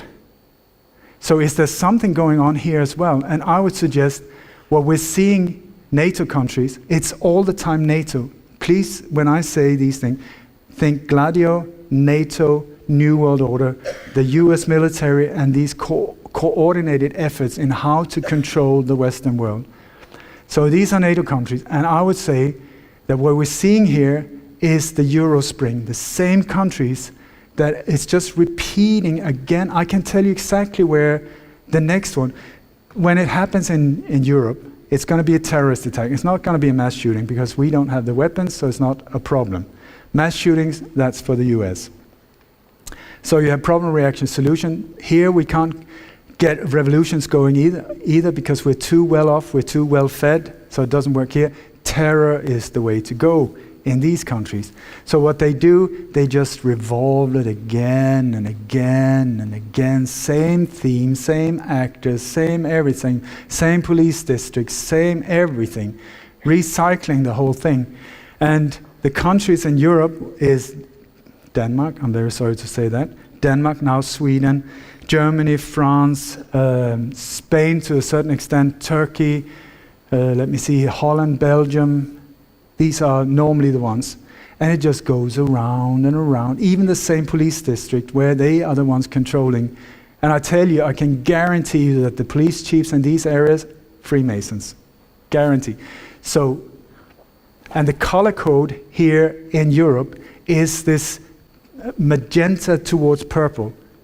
You will see that these colors, even that was like the knife of the bridge attack, even the knives, the balloons, the funerals, the dress code is this magenta, the color of the shoes, even in the news feeds that they control, you will see the background color, that color. There will be things like, it's on so many different levels because it's a psyop on how to control you. And one of the ways that they do it, I was like, thank you. Apparently I'm part of it. But this is thank you so much, this is exactly how it's done. So that will send out the message to their member without anyone understanding, this is one, is ours as well. So it will be anything from like, I saw in Sweden, new medical science have shown that long distance running will add to excess fat. What? Yeah, and all of the people jogging are having that color t-shirt on it. So you see, that's how they do it. So everything that is theirs, they have this color code. So now when you start understanding what this color code, you will be some of the people that are in the group that will be able to spot these things. So please also, when you see these things, send them to me. I ask you, help me. So I just want to also point out this whole thing with the historical dates. There's been a lot of things connected to the end of the Second World War. A lot of these dates being repeated. But also with the Russian Revolution, where it was the same New World Order type of power constellation that were behind. It's called the Russian Revolution. It was not. It was an overtake of that country as well. And that was exactly 100 years ago. Exactly. And the whole revolution started. There was a ship called Aurora that fired a shot. Boom, let's go. And now, exactly now, and Denmark is involved in this whole NATO exercise called Aurora being played out in Sweden. Be aware of it. They are really moving forward here. Aurora, that's the ship that fired the shot. So in the States, the color is slightly different. It is purple. It is a deep, deep purple. Deep purple. I didn't think of that. You will see here purple, purple, purple, purple, purple, purple. That is in England, but it's the same color. You will see at the funerals, the t-shirts, the background, that's the mother. By the way, she has this crisis actor has been at least 4 different characters. She's being highly used because she's good at crying as well. That's always good. And then it's called the George Soros Purple Revolution. It has been, George Soros is very instrumental in the whole financing of this whole thing. So purple and also towards this pinkish. You can see also here, the mass invasion of all of these refugees. I would say if it's a problem with these refugees, stop bombing their countries. Maybe they would stay at home. Okay, so you will see, can you see same color code being used here? Immigrate, I don't even know the difference here, but the same color codes here also, showing the people who are in the group that, boom, that's the way. So, I'm gonna identify some of the players in this whole thing. The Bilderberg group, you know them. I mean, part of the shadow world government. Anyone in Denmark who is part of a Bilderberg group, I mean, put them up against the wall and start asking questions saying, listen, really, you stop messing with these individuals. This is not okay. You are elected by us, the people. So I ask you, take your Bilderbergers and start asking very serious questions because they're totally not trustworthy. Same for all other countries. Here, the usual suspects, that's the tool on the street level that are carrying these things out. Mossad, I mean, I loved it, Nick, the way you said he wrote on his book. He's recently released a really good new book about the false flags coming up. But there's so many new ones that even though he's been so on it, it's really almost out of date because there's been so many new ones. I'm sorry, Nick.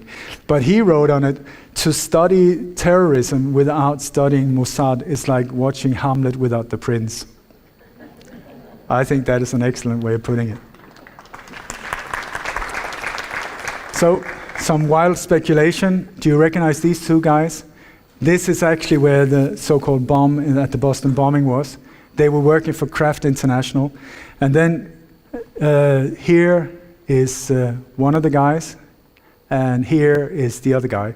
These 2 at the bottom, this is Kraft from their own website. But then, when you have the London Bridge attack, I would suggest, I mean, look at that. Can you at least get the same color, beard and hair, and Coca-Cola cans around the beard? I mean, anyway, so do you remember the bus that was standing like this across the street? I was saying what is going on behind it. I was going to show you. This is at the London Bridge attack. And I would humbly suggest what we're seeing is the same group, like a theater group on global tour, that are just like a rock band around and around performing the exact same concert. Here is the same terror group. Crisis actors, managers, all of it the same. So here, behind that bus that was parked like this is what was going on. Somebody filmed it by accident or didn't really know what they were filming. Even better if it works. So these people were in police uniforms. And what are they doing? This is exactly the outfit of the terrorist that were then shot a few minutes later. And the bus was standing over here across the street so that you could not see this happening. This is somebody filming in quite a long distance away to film it. Can you see? The exact same outfit as the terrorist. So I would like to point out, have you seen the suspenders? What color are they? Is that just a coincidence, or is it not? Or is it part of this secret? I would suggest this is how they communicate. This guy is actually, his name is Soames, he's actually the grandson of Winston Churchill, of all people. So anyway, there's a few companies I want to point out that I would say is highly suspect in my world.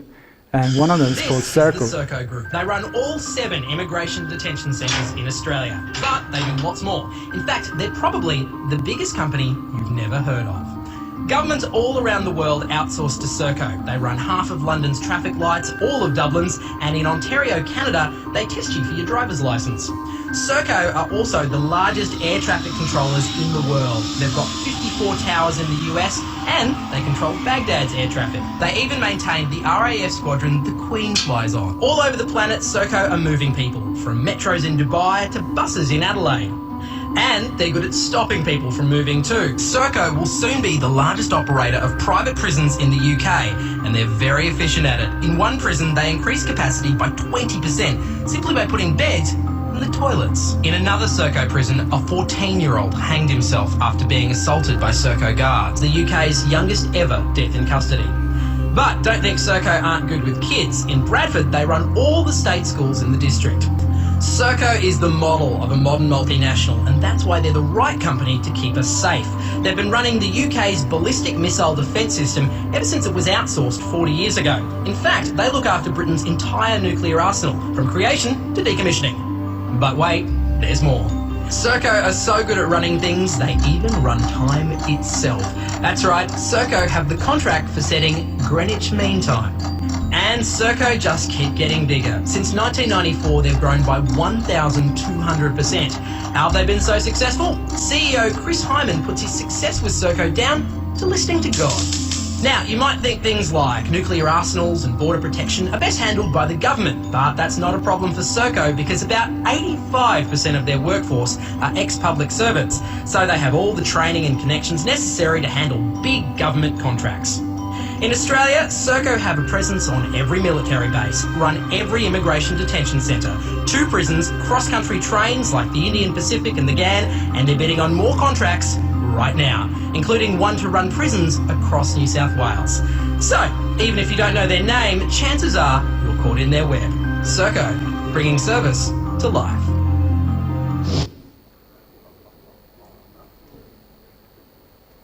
I would say that is highly scary, at least to me.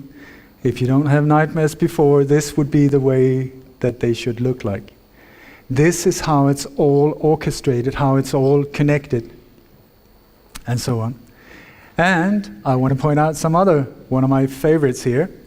It's called crisissolutions.com. So here is a video from their own website and showing us how it's done.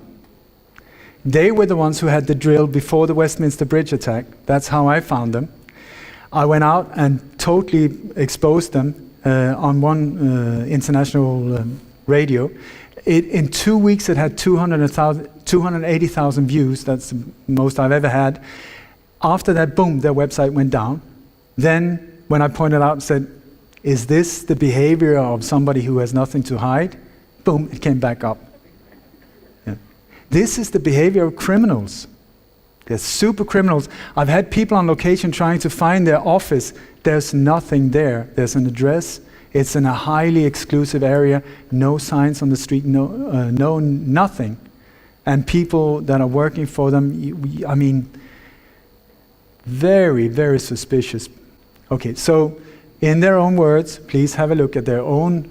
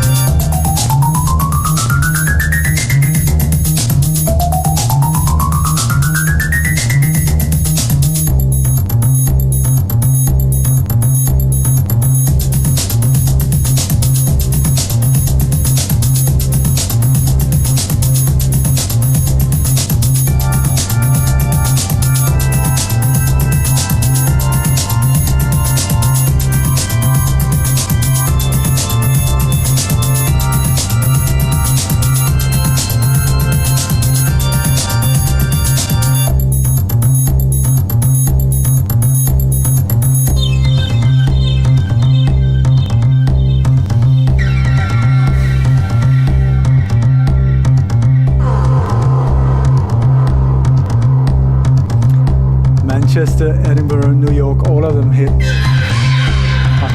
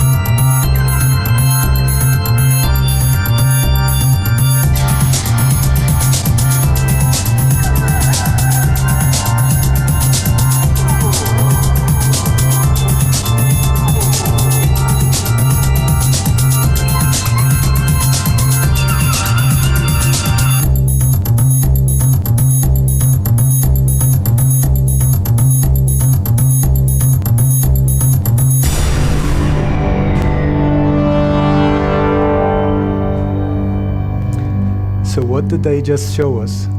What they said is we can hit or do simulations, multiple countries, continents at the same time.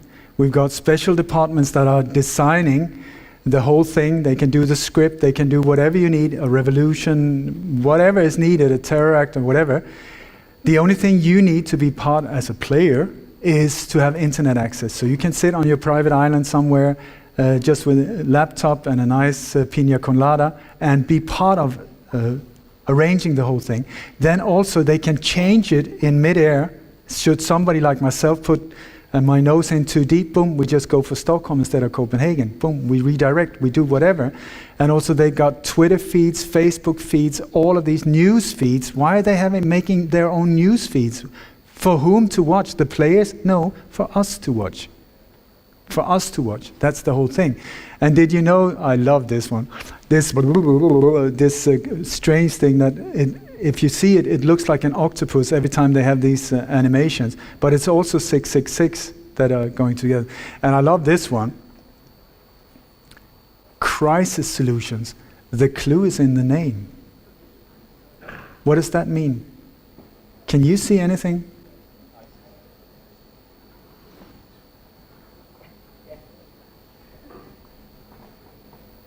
I rest my case. Is their boogeyman, and they're doing it to us. So, I would like to finish with a song that I wrote in, I'm not going to sing, but these lyrics I wrote after having met David Icke in the mid-90s or something like that, where he blew my mind. I'd never heard of him, but within a few hours he put the whole pyramid in place that I couldn't understand. So I really owe him. So it goes like this, and if I read the lyrics, and then maybe you can join me at some point, okay? From prison to paradise. Once upon a time, in a place not far from here, there was so much loneliness, despair, and oh, so much fear. Darkness ruled all over the land. There were lightning in the sky, causing wars and separation, with no one knowing why. These evil times raised leaders disguised as kind and true, hiding the truth in misty fog so only very few people knew, controlled by an elite few, manipulating you and me, closing out the light and power that can make us all be free. If you join me now, wake up, we gotta wake up now. Wake up, we gotta wake up now. That's the thing. This was mid-90s. It's high time to wake up. So, next. Forced by invisible powers, demanded to conform into shapes unknown to mankind, making him totally abnormal. Drowned in debts and sorrows, blaming others for their lot, made man believe to be inferior, feeling tiny like a dot. But then came times of change, covering countries and their towns. Few became many, and soon the prison walls came down, starting with the men in the mirrors, staring right back into their eyes, understanding that this was a chance to stop those hideous lies. Unhappiness is merely an illusion of misery, based on brainwash and a misconception of true reality. From now on, let's build bridges between our souls and hearts, so we together can rejoice when the final change comes to its start. Wake up, we gotta wake up. Wake up, we gotta wake up now. Turning prison into paradise may seem too much to achieve, but believe me, it only takes one strong spirit to be free. The true power of a pyramid is never ever at the top. Instead, it's we the people that can make this global game stop. Did you get it? Wake up, wake up. We gotta wake up now. And that's all for me. Thank you.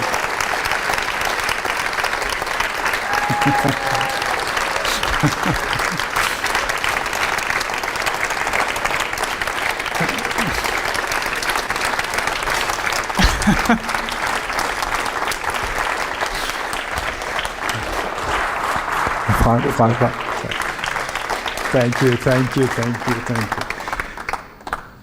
My mother used to say, "Du får mit hjertevand til at rende."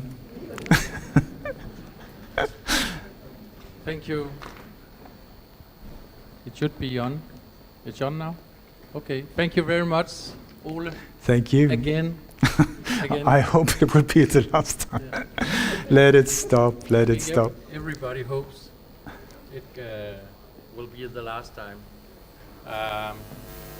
But I only think it's a hope until now.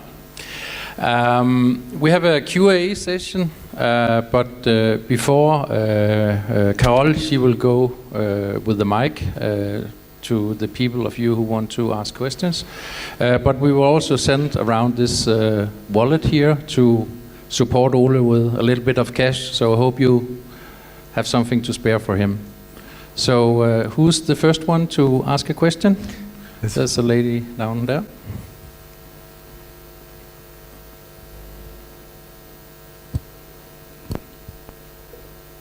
Yes, I want to ask you, if they are so afraid of the waking up, the people who are waking up, why do they leave all these clues? Why do they leave the clues for where the next terror attack is going to happen? For whom? I'm not doing it. I can only say my interpretation. I believe it's because they're even more terrified of the law of karma. But I would say their way of interpreting that law is totally messed up, because I think karma's going to hit them anyway. So it's they might as well give it up. You know, I don't know. There's a lot. Do you know, like, I asked the CIA whistleblower Chip Tatum once. I said, I don't get it. I don't understand why they're doing this. Why are they doing it like this and this? He said, the only reason you don't understand is because you're not a psychopathic killer. If you were, this would make total sense. We've got some more questions over there. Ola, I just wanted, I've been watching the Danish TV, the problems with the groups that are fighting each other, and and I've been thinking, is this a strategy, a tension, in Denmark instead of all the bombings? And then I was speaking to a girl one night, and she lived in the northwest. She lives in the northwest of the city where everything's happening. And I asked her, she was so terrified to go home. And I said, why are you terrified? She says, all the killings, the shootings. And she said, the fact I was on my way home, and I was on the bus, and there'd just been a shooting. And I said, did you see it? She said, well, I couldn't see it because there was a bus blocked the street. And then I thought, am I just jumping to conclusions? But I've got this feeling that this bandit conflict is really a terrorist thing from the real intelligence services. Yeah. Because suddenly, it's been coming and going, this band conflict, but now it's heightened. Now they're putting the military in the streets because the police don't have enough time to clear up these problems. But now they're putting the police, like in Blågårds Place, there's maybe 6-7 police every day. You have your way of asking questions are incredibly specific, I must say. Not. I could not hear a question there. No, you couldn't hear a question. I'm just asking, do you think this is something to do with the strategy of tension? Totally. Or this... Totally. It is the one. Okay. So well observed, that is it. Mm-hmm.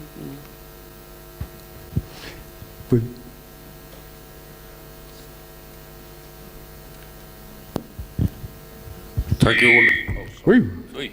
Thank you, Ole. This is Helge from Norway. This is my third or fourth time here. If you hold further, Like this. that's better. Okay. You hear me? Yep. What about your theory about the Anders Behring Breivik bombing? That led to, well, the idea that the Norwegian or the Nordic countries should things like this. Okay. What is your theory about this Anders Behring Breivik bombing in Oslo? It's supposed to lead to that we should embrace the Muslim. And now they are doing the opposite. Now everyone hates the Muslims because of all the terror attacks. Do you have an idea what happened there? Yeah, it's like Anders Behring Breivik, the whole thing that happened in Norway. I've done one presentation here. It's called When Terror Struck Norway some years ago. Please watch that one regarding that thing. When it comes to hating Muslims, divide and conquer is one of the main tools. They want us to hate each other. This doesn't matter if we're green, blue, red, white, whatever, religion, politics, sports, they want us to hate each other so that we do not focus on them. So divide and conquer, everything that is division is part of or it gains them. So I say, as part of the solution, as part of our solution, is to start loving each other. To start walk up to somebody you're afraid of and say, listen, you look very scary. I don't know you. Would you like to have a cup of tea with me or coffee? Because maybe we can sort this out. Because in my mind, you are the enemy. And that person will often say, well, you are in my world. And then you sit down, you talk, and suddenly you find out, my God, we have nothing to fear from each other. They want us fearful. I say, let's love each other. They want divide and conquer. I say, unity. You do selfless act of kindness. Help each other. Look what you can do, how you can use your creativity to raise the energy. And whatever, I thought, I must say, I have to brag a little bit. I've been adopted by the Apache tribe, which I think is amazing. And I did an interview with one of the people there, his name is Shush. And we were talking about anything from body language to you can hear it on my own podcast. It's called Light on Conspiracies. One of the things he said was, when it came to communication, he said, an Apache, by tradition, listens to a conversation and is quiet until he has something that will benefit and lift the energy. I think that is something for us all to learn from. When we have nothing to say that can make a difference for the better, let's be quiet. But let the actions talk as well. It's not... Liking things on Facebook is not enough. We have to really start seeing, how can I do whatever I'm here to do? May that, whatever is your talent, follow what gives you goosebumps and follow that way. Maybe it's to make cookies or whatever, be the best one, but spread love in that way. Go out, give to homeless people, work against this diversion and separation all the time. And unite, in love and compassion. That's the thing. Because they are freaking out, I believe. That is why they're speeding this whole thing up also. Because so many of us are becoming aware of them. Where they're going to go, where they're going to hide. We have to show them, you have messed up big time. But we will accept you. If you have the balls to step forward and tell us what you've been up to, help us uncover this whole spider web, and stop it, we will consider forgiving you. We will consider embracing you. The sooner you come out, the better. The more you hide, the cooler the response. So this is the time for them to step forward, because it's a matter of time only before it's lynching times. Either we go straight into the New World Order, they succeed, or it's lynching time where they are going to go under. I would say there is an other option where this beautiful man is the way to follow. He showed us, this is one of the most powerful people in the history of the world. He walked around in what looked like diapers. He had a walking stick. He had hardly any teeth. He couldn't see. He had no titles. He had no money. He had no army. And he has affected the world more than anyone else. He managed to get the British Empire out of a country like India. He united India of all chaotic countries. He showed us how to do it. He showed us how to do it. This is the way to go forward. Next.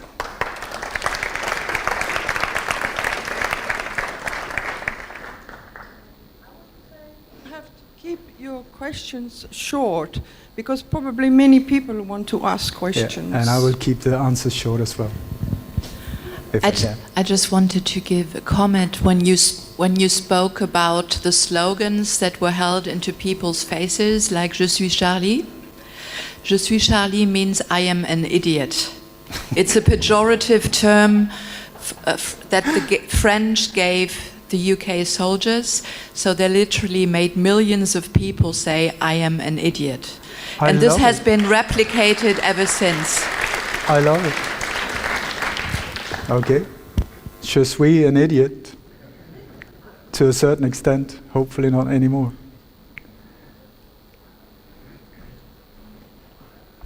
They're putting it in our face. They're rubbing our face in it. Yes. Thank you for a very good presentation. I've been following your work from time to time, and for sure I think that you have been traveling towards the truth, as all of us. We have done a journey. And correct me if I'm wrong, earlier you have told us that in a pod, I think, that from Sandy Hook's and on, we started with faked victims. So I've been looking at Simon Shack's work regarding 9/11, and he have a very detailed victim report that shows that no one died in the 9/11 event as well. And so my question is, what is your opinion today about 9/11? Did any people die? And during Utøya, did any people die on the island? It's a very good question. I don't know. What I know is that the numbers are totally out of proportion to the truth. The official story does not match up at all in either of these ones. Also, that Sandy Hook was the first one crisis actors. The more I look back in history, I'm finding more and more. In the Balkan Wars, I mean, they're running around with dummies, stuff like that. I did not see it before. Now, when sort of my eyes has opened, I'm like, what? And this one as well, and this one, I don't know how long they've been doing it, but I know I've been taken for a ride for a long time in many different areas. So I'm unlearning on a daily basis almost. And I would say I would like to give the name or the word brainwash a new meaning, because I think this is what we need. We need a really good cleanse and good rinse of this one, get all of the crap out there, clean it up, brainwash it, so that we're open and seeing more, and also letting the heart start to decide. This one is confusing us, and this is how they get to us with all of this information. We need to start listening to this one. This is the one we're born with a guiding system that knows that if I kick that dog, not right. If I take care of that child, feels good. We have a GPS system in our heart. We're all born with it. Most of us, or some people, have stopped listening to it. I would say, try now on, listen more and more. Every step you can take that is guided by this is a step in the right direction.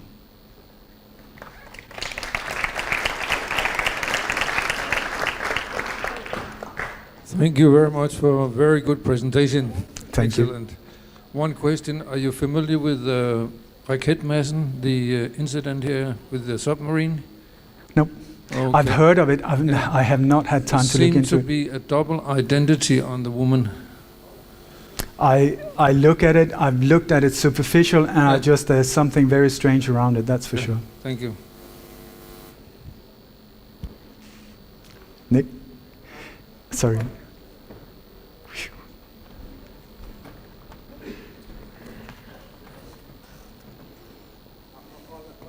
At the recent Charlottesville event, 12th of August, Heather Heyer was the supposed victim. Do you think she really existed? Was she a real character? You've commented on her mother, how she was an actor and had several previous roles. How about this Heather Heyer figure that is supposed to be central to this whole event of, allegedly died? Nope. I do not believe that she was a real character or a real identity. Most of the time, these things are the victims are part of the operation. Just like for instance, the police officer that was killed at the Charlie Hebdo thing, where they ran up and shot him. Absolutely not. He's doing fine. He's in Buenos Aires. We tracked him down. He was paid $666,000. That's a bit of a strange number. And he was told to stay down there. He's a Mossad agent. Most of these people have some kind of connection to government, media, film, or theater. And it's the same with the victims. So if her mother for sure was fake, which we have, also it turns out that she was not even hit by the car. She is lying. When you go frame by frame by frame, you will see that she is already in the street lying there when the car passes, not hit by the car. And even her mother, fake mother, says that she died from a heart attack. She didn't die from that. And also the photos that we've shown of her, she was like this. You have video footage of her. She is the size of like this, which is not good for your heart, especially if the car comes attacking. Not good. But the photos we're showing are sort of like a slim image thing. Also, there are very, very strange things with her name and Heather. What's the name of the actor that played the Joker? I'm not going to go into that, but there are very strange things. I've written a chapter now that is going to come in a book published by Jim Fetzer. It's going to be out within a few weeks, which I love. I love this whole thing, that something happens and boom, there's a book. Something happened, boom, within weeks we're down now to where it's the latest book, it's going to be called Charlottesville something, blah, blah. I don't know the title yet, but it's like all the other books in this series from Moonrock Books. It's like 10 or 15 PhDs, researchers on a very high level that each write their view on the whole thing, put together and get it out there as soon as possible. And then get banned by Amazon, which is not the first time, but yeah. Just briefly on your comparison with Gandhi, I mean, that was the end of the colonial period. A number of countries got free at the time. So I'm just wondering, you probably know about the research of Professor Andrei Lobachevsky on psychopaths in power. He is the leading science man on this subject. That a small number of born psychopaths have always been in central positions of power, mostly in the West, as it seems now. So, and there's no chance of offering anything like reconciliation, because they are born in that state, and therefore there's no possibility to persuade them of any other action. There's even research how therapy is done on such people, even if they seem to have healed from it. In the end, they have just used that knowledge to even more pursue their initial actions. So there's no chance of changing that by a loving attitude, because those people are in a completely different state of mind. And there's a whole branch of research being done about it. It's a whole branch of psychology which is just not officially studied at universities. So I'm always having a problem with this kind of offering love attitude and so on, because it won't work on that level. You can persuade the opportunists which go along, like those policemen that dressing different suits and so on. That's possible, but not the people who are deciding that. I would like to say that I totally agree with you. I'm going to look into this expert on psychopaths. That is also why I don't hold it against them. It's their nature of them. They don't have compassion. They don't have these things. I'm not trying to change them. I'm trying to change me. The only one I can change, me. I hope I can inspire others you change you in a better way. Because they are not the ones that we persuade. They cannot. What they don't have is they do not have a lot of creativity. They don't have empathy. They don't have these type of things that we have. That's why I'm saying, what makes you tick? What is your creative? What can you help in this whole mess? Use your thing to lift this whole thing up. Because when you look at it, these psychopaths have been needed in tribe worlds and so on. These are the people that just go and take, and needed sometimes, but we are at a point now where it's not needed the same way. We've let them take over, and they have put themselves in all the positions where we should be the ones there. There were talk about take back the control. I don't believe in control. I believe in compassion and listen to the heart. As soon as you control, you're in their game, and that is their language. But I also believe that when you lift the energy, the more you lift the energy, the safer you are. I build my life on this. I am surrounded by people, some of them that don't want me well. The more you fill your heart with gratitude and love and compassion, you lift the energy. They want us down there. They want a boot on your head where you are shaking of fear and terror. That's where they can control you. When you're up here, they can't. It's like a virus that needs something to grip onto. If you're totally, they cannot get to you. Or maybe I'm totally wrong and I'm going to be dead tomorrow. I don't know. But up until now, so far so good. I think with this beautiful end, we want to thank you, Ole, for coming again. Thank you.